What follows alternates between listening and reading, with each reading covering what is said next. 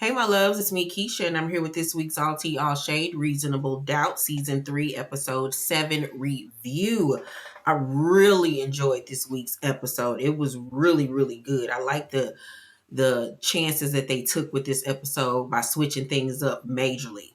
So we pick up where we left off on last week's episode with Eddie and Lewis telling Jax that Mama Lou has stage 2 colon cancer, but Jax is just like, she was floored and she was angry and she was scared and she just immediately begins freaking out.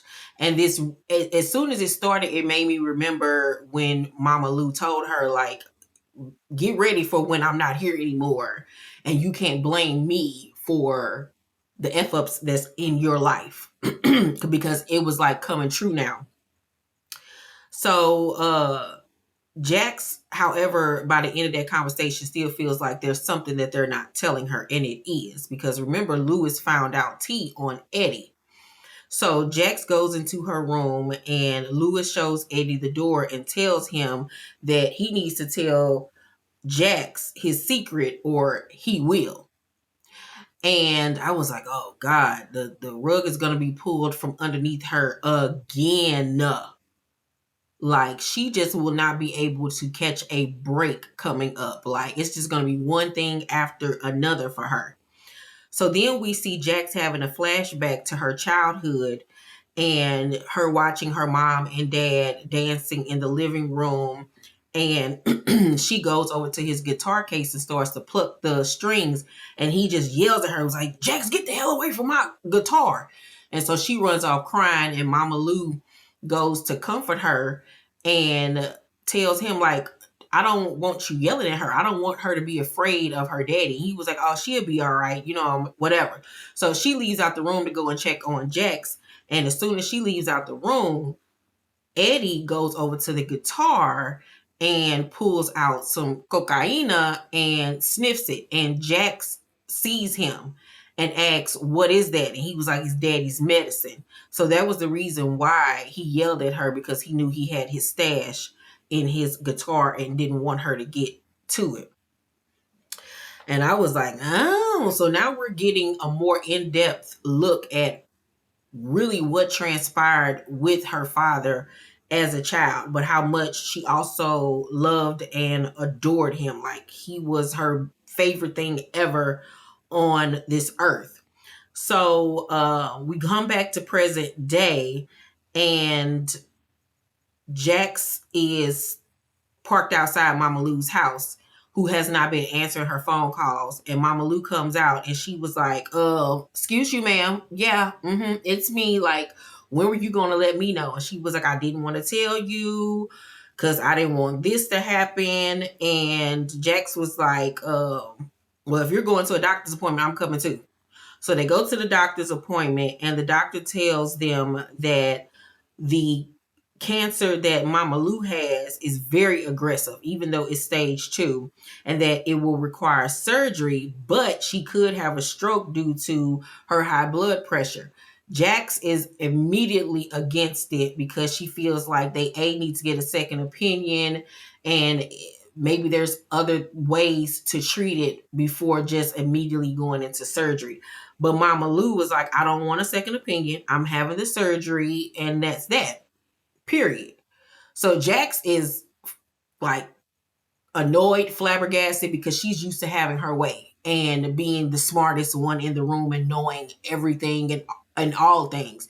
And Lou is literally putting her foot down, like, you don't run me. You run that husband of yours, that household, you run your business, but you don't run me. This is my decision, my body, my illness, and I will decide for myself, which was very poignant for me. So then Jax goes to her office. She's rattled, and Bill was like, "What? You okay?" And she was like, I'm gonna need for you to take lead on the next witness because my mom has cancer. And he's very sympathetic and just like, damn, you know what I'm saying? He was like, look, how about we file a continuance so you can deal with your family issues? And Jax was like, you know what? Maybe I should. And he was like, I swear that I got you. Like, it's all good. Like, just take care of you or whatever. You could tell that he was genuinely concerned. Like, this wasn't fake for him. And that's why I told y'all on last week's episode that I felt like it could go one or two ways with Bill, where either he was going to side with the partners and snake her in the end, and Jax and Sally would then get him, or the fact that he's getting closer to Sally and sleeping with Sally and closer with Jax would make him more sympathetic and side with her, and they band together to go against the partners. And I really think that that's what's going to happen between them. So Jax leaves out of the conference room or wherever they was at, and one of the partners comes in and asks what's going on, and he tells him. And now when he first told him, I was like, are you fucking kidding me, Bill? Like, why are you telling this girl business? And I was like, oh, he about to snake her, like, again. But the partner suggests that they do that they not do the continuance or whatever, because if they can make Jax look bad, that will give them even more of a reason to, try to downplay her and act like she's incompetent or whatever. But Bill was like, no, we're going to do the continuous, and we going to let Jax do what she needs to do for her family. Like, I'm not doing it. Like, he put his foot down. And the partner was kind of looking at him like, oh, okay, girl. All right. So the partner tells him, well, when you present the continuous in court, just don't push too hard for it. And Bill was looking at him like, man, get the fuck out of here. So I really think that he's starting to have a change of heart and really starting to peep who's good and evil, pretty much. And I don't think that he really wants to be on the side of evil. Crystal calls Daniel out at the office for messing around with Kristen. And Daniel was like, I'm just using her or whatever. He ain't just using her. He's using her, but he got feelings for her as well. And he tells Crystal that he saw Kristen with a book publisher who was in talks with Alex Hill to write a tell-all about the Edwards family. But when the deal went south, he saw that Kristen was texting with Alex. So he called Alex pretending to be a competing book publisher to see what he had on the family, but he hasn't heard back from Alex. So Crystal tells him that he needs to fess up to Jax before somebody else does. And as soon as she says that to him, he gets a phone call from Alex, and they set up a time and a date to meet each other or whatever, because he doesn't know who Daniel is, right? He's never saw him. So he was like, see, like, I'm cooking. Let me do what I do. And I was like, I knew Kristen was a sneaky little something. I knew something was up with that damn sister. So Jax goes by her mama house to have her signed for Jax to be her power of attorney, but she's not there. So she goes around back and finds her daddy in the backyard sitting on the steps playing his guitar. And she got an attitude with him still, right? So she tells him why she's there. And he was like, well, your mama already had me become her POA. And she was like, excuse you? Like, you, the man who was never there, who ruined our lives, she chose you. So at this point, Jax is really pissed off. And she confronts her daddy on some like, why are you here? Like, it's mighty funny that you pop up now when she's sick. And he was like, look, I didn't find out that until I got into town. Like, I'm not here to harm your mother, use your mother, or anything. But Jax ain't really trying to hear that. And she feel like all of a sudden now he's there to play daddy and play husband. And she just don't believe it. She's not trying to hear it. She's not trying to fall for it, because she remembers how he was towards them in the past.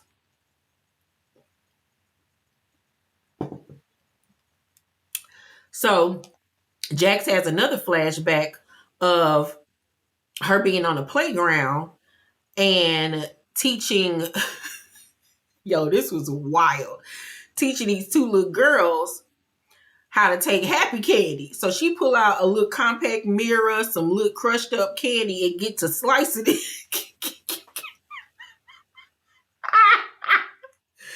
And Mama Lou catches her and was like, girl, what is you doing? And she was like, teaching my friends how to use happy candy, girl. Get with it.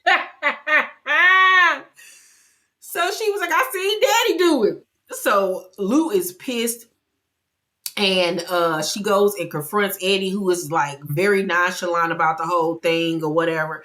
And she goes off on him, goes off and was like, no, we are not having this. And she storms off with Jax, and Eddie is just calling after them. And you could tell he was stoned out of his mind because he did not care. Like, he personally thought the shit was funny. But yo, that scene was wild, wild. Oh my God. So Jax and Lewis round up the kids. They have their son come home from school, and they tell them about Mama Lou. And of course, they are afraid. They're stunned. They're shaken up, especially Naima, because she was like, she gonna pass away or get as sick as, Papa Paul or whatever? And Jax and Lewis are just trying to comfort them and tell them that everything is gonna be okay, even though Jax doesn't really know if it's really gonna be okay. So then we see Sally and Bill laid up in the bed together, honey, after, working each other over. And he was like, yeah, I feel so bad for, Jax. And she was like, what you feel bad for Jax for? He was like, Mama Lou, she got cancer. She was like, excuse you? Mama Lou got what? And he was like, oh my God, you didn't know? And he was like, damn, like shit. So Sally is shocked by this news, right? So Jax calls her mama after talking to the kids and asks her why she won't get a second opinion. Like, she knows the best of the best, like, let her do this. But Mama Lou breaks it down to her and was like, this is more about you than it is about me. Like, ever since I found out the diagnosis, I have been terrified. And I just want my life back. I want to get this process rolling. I don't want no more conversations. Just let me do me, okay?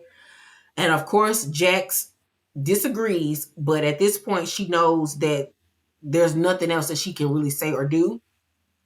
So she just asks that if she's going to do it and keep Eddie as her power of attorney, that after the surgery, she at least comes and stays with them so she can have proper care. She was like, you can't be having no crackhead take care of you. Plus that nigga old anyway. So Mama Lou agrees. And now we know that the person that we see her crying over that falls out on the floor is going to be Mama Lou. It's going to be Mama Lou. So I'm wondering, are they about to kill her character off and Mama Lou is going to pass away? And I'm wondering, is Jax going to feel like she should have pushed harder for a second opinion and that she shouldn't have listened to her mama and let her do the surgery because now she's gone? So we might get an unaliving and it might be Mama Lou. So I was wrong with thinking it was going to be Naima. So that was a good pump fake by the writers. So Daniel goes through Kristen's phone after they get done smashing child and she knocked out. And he goes through her phone and sees that she's deleted her text convo with Alex and he's wondering why. So based on what happens later on in the episode, I'm wondering, has she caught on to Daniel surveilling her? Because it's not a coincidence. I don't think. Or maybe it is. Maybe this was her plan all along with what happens with Alex. But yeah, it's some fuckery going on. So Jax tries to keep it together at Autumn's baby shower that she's having at her home. And she's like barely holding on. Barely, right? And so she goes to get something to drink. And she's trying to get herself together. And Sally rushes up to her and gives her a hug. Was like, oh my God, I'm so sorry about Mama Lou. And Jax was like, yeah, everything is going to be okay or whatever. I don't really want to talk about this right now. But she was like, wait a minute, how do you know about Mama Lou? And Sally was like, Louis told me. But no, for real, it was Bill. And so she was like, Bill? She was like, yeah, girl, we smashing. That white boy's cracking my back. She was like, yeah, he married, but they separated. I'm separated. And Jax is just like, girl, have it. Have at it, because I got other things to be worried about. Like, no, I'm good. Like, girl, have at it. So Jax leaves and says she got to go get some cups or whatever, but she really goes to her room just to get a moment to herself. And she goes to her stash underneath the bed where she keep her cigarettes, because when she gets stressed out, she starts smoking. So she's trying to find her cigarettes and stuff, and she has her cigarettes in her momentum box. And on the inside of the box, she finds the guitar pick of her father's. And as she's looking at the guitar pick, Chanel comes in and catches her. And she was like, oh my God, not the cigarettes again. And Jax just immediately busts out crying and tells her that Mama Lou has cancer. And Chanel is like, oh my God. And she just holds Jax as Jax cries.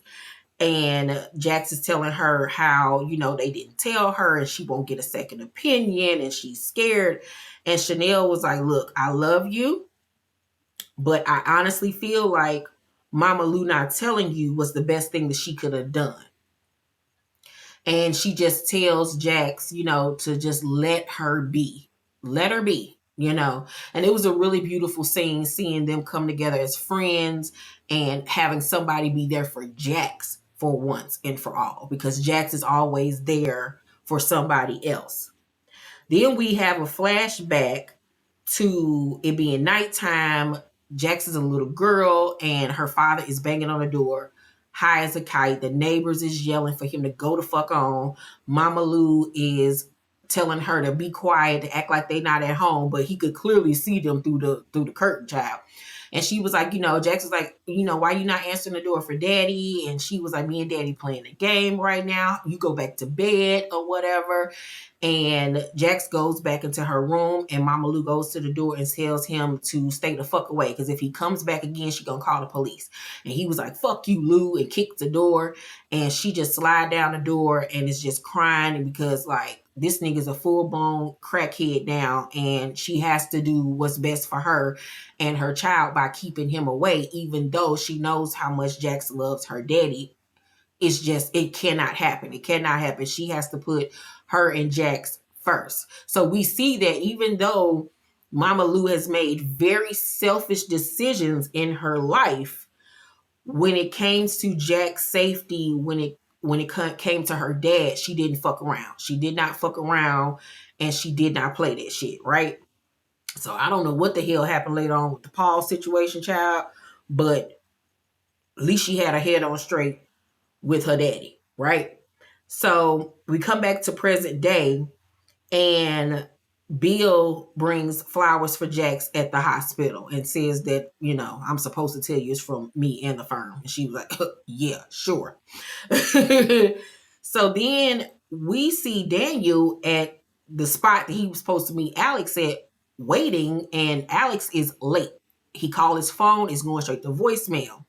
So he look on his phone and he got, to find my, friend or whatever thing on his phone, and sees that Kristen is at the hospital. So he was like, why she at the hospital? And so he rushes over there. So this is what's really making me think that Kristen knew that they were supposed to meet up, or that he was supposed to be meeting up with a publisher, not knowing that it was Daniel, and was like, oh no, I got to get rid of this nigga ASAP, right? So Jax watches Eddie with Lou before the surgery, and they just laughing, and he's holding her hand, and it reminds her of the good times that her mom and Eddie had growing up. Like, this is what she remembers, outside of all the bad, there was some good. So they flash back to Jax being home alone because her mama ran to the store, and Eddie stopped by and she opened the door. Now, when we was kids and your mama left you in the house by yourself, she would tell you don't open that door for nobody. And I mean nobody. But this is her daddy, she loves her daddy. So she opens the door and runs into his arms, and she was like, oh my God, daddy, I miss you. And he was like, where your mama? And she was like, she went to the store, and he was like, oh, okay. And he was like, I got a surprise for you. Just sit down. I'm going to go get it. I'm going to just wait. So she sit down, get back to watching TV, and she's so excited about her surprise. But lo and behold, of course, Eddie goes in to the kitchen and rummages through the stuff because he had a stash there that he kept there. Because obviously he ain't had no money to go get high and buy more snuffleupagus. So he finds it and he shoots up in the kitchen. And Jax is in there like, Daddy, where my surprise? He was like, just wait a minute. And he immediately just started nodding off. Next thing you know, Mama Lou come back home and she was like, I think she said she had a surprise for Jax or something. And Jax was like, oh, Daddy already got me a surprise, or Daddy already about to make me something to eat. And she was like, yo, Daddy. So she immediately like, oh, fuck nah. So she goes into the kitchen area, and as soon as she gets to the entryway, she sees Eddie OD'd on the floor with the needle stuck in his arm. And she just drops the groceries and runs over to him. And she hit him because she was like, why the fuck would you do this? Like, oh my God, she's scared. You know, she's angry. Like, our daughter is in the other room. What if she would have came in here and saw this? Like, it was just so much. And I just felt so bad for Mama Lou in that moment. And just like, oh my God, like that man did really take them through some shit. So, Jax and Eddie help transport her to surgery, and they say their goodbyes, and now the waiting game begins.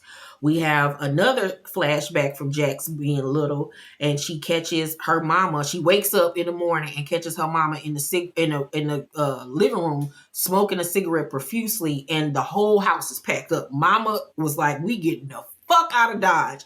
That nigga in the hospital, wherever he at, we're out of here." And little Jax is like, where we going? And she was like, we going to stay with Auntie for a while or whatever. She was like, well, where Daddy gonna be? She was like, well, Daddy can't come with us. And Jax was like, I want my daddy, I want my daddy, I want my daddy. So finally, Lou was like, Jax, stop asking me about that nigga, pretty much. She snapped on it. Jax started to cry. She consoles her and was like, look, Daddy will be joining us, you know, in a little while. She lies to her to, you know, just to get her to shut the fuck up. And she was like, but look, he wanted me to give you this present or whatever. So she looks around the room and she sees his guitar pick that he used to separate the coke or whatever that he shot up in his arm or whatever. So she takes the guitar pick, rinses it off, and says that your daddy left you this. And Jackson's like, oh my God, his guitar pick. And, you know, she's just so excited and happy about this. And I was just like, damn, she didn't even know all these years that the guitar pick not only did not come from her father, that her mama lied to her, but that was the same guitar pick that this nigga OD'd with. Like, oh my goodness gracious alive. So Jax is in the chapel at the church and, you know, praying, and Eddie comes in and they're having a conversation about, you know, their relationship and everything. And Jax reminds him of the guitar pick that he left her. And he was like, I didn't leave you that. That had to be like Mama Lou's work. So she sees again that her mama always was looking out for her and protecting her. So Lewis comes and get them and tells them that, you know, the doctor wants to talk to them. So they're racing down the hallway. And I love the way this scene was filmed. I love that they shot it like the hallway was never ending and how it was taking forever to get to her. And they mixed in the flashbacks of Jax and Mama Lou throughout the last 3 seasons. The good times, the bad times, the times when she rushed over to her mama house crying. And it was just so poignant and pivotal, and I loved it. I loved that scene. Kudos to the director for that. I loved it so much. And the music this episode was just chef's kiss. So the doctor tells them that the surgery was successful, but the hypertension that she has did cause it to last longer. So Jax and them are relieved, right? Relieved. Next thing you know, Daniel pops up on Kristen at the hospital. And she was like, oh my God, what are you doing here? And he was like, I'm here because, you know, Jack's mom had to have surgery today. She has cancer. So he did have a reliable excuse. So she was like, oh my God, like that is terrible, whatever. He was like, what are you doing here? And she was like, I just came to see my friend. She was, you know, in an accident or something like that, because he looks up and sees that she just came out of the ICU. So he was like, oh, okay, you know, but he had almost slipped. He was like, who you here to see? Is he, she, they, whatever, okay? And she was like, she. So I was like, dang, you got to learn how to lie better. So she was like, I'm about to go or whatever. I'll talk to you later. She gives him a kiss and she leaves. So Daniel was able to sneak into the ICU and he sees Jax, who's back there too, because her mama just got out of surgery. And he tells her about what's going on with Kristen and this Alex situation. Now, he still ain't told her that he blowing her back out. But they was like, but Alex is back here. So they go towards his room. And as soon as they get to his room, Alex is laid in the bed with tubes and everything going down his throat. He is brutally beaten and he's flatlining. So the doctors and everything is rushing in there while Jax and Daniel look on. And next thing you know, he flatlines. He is gone. He is dead. Okay.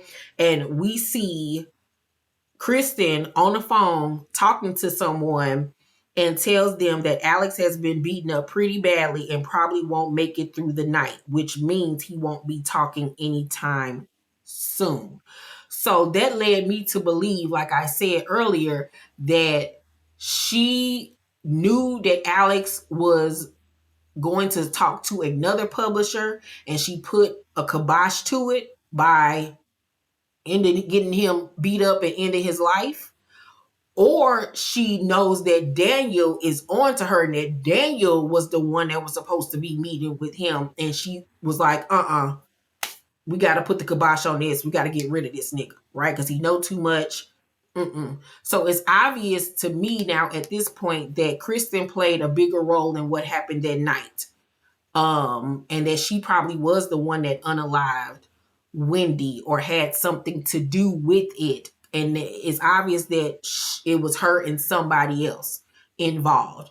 It very well could be Monica. It very well could be, like I said, somebody hiding in plain sight that we're not even thinking about, which could be the doctor. It could be the mama. It could be the daddy.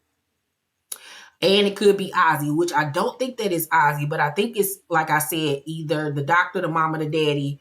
Monica is too much of a go-to, but yeah, Kristen obviously was involved in whatever happened that night with Wendy's unaliving.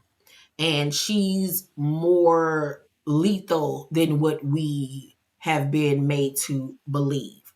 This week's episode was incredible. Everybody did the damn thing. The lady that plays Jack's character really got in her bag this episode. It was good. It was so good. I really love this week's episode. I'm going to give it an A. Y'all let me know what y'all thought about this week's episode. I'm looking forward to next week's. We only got 3 more episodes left. Love you guys. Please make sure to thumbs up this video, subscribe to my channel, and turn on your post notifications so you know my videos drop. T Squad, I love you guys, and I will see you on the next video. Bye.